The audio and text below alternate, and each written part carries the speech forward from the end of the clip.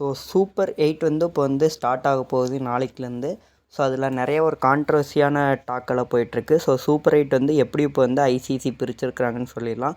So super 8 பார்த்திங்கன்னா preceding, அதாவது ICC வந்து ரேங்கிங் வைஸில் வந்து முன்னாடியே வந்து யார் யாரெல்லாம் குவாலிஃபை ஆக போகிறாங்களோ அவங்களுக்கு வந்து முன்னையே போட்டு வச்சுட்டாங்க. அவங்க சூப்பர் 8 வந்து ஏ குரூப் பி குரூப்னு முன்னையே பிரித்து வச்சுட்டாங்க.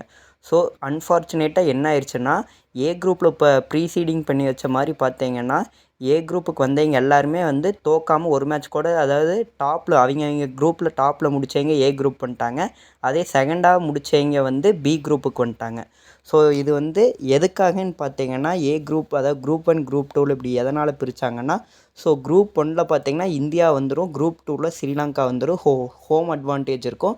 அதே மாதிரியே பாகிஸ்தான் வந்து இந்தியாவில் ஆட மாட்டாங்க.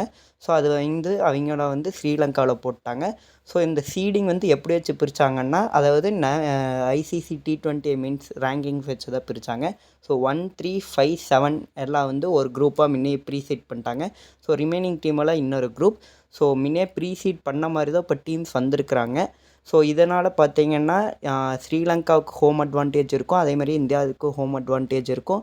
அதே மாதிரி பாகிஸ்தான் இந்தியாவுக்கு வந்து ஆடணுங்கிற அவசியம் இல்லை. ஸோ இது எல்லாமே வந்து இந்த எல்லா பிரச்சனையுமே முடிஞ்சிருச்சு. அதே மாதிரியே ஃபேன்ஸ் வந்து ஏர்லியாக டிக்கெட்ஸ் புக் பண்ணிக்கலாம். ஸோ இதெல்லாம் தான் சூப்பர் 8ஓட இது.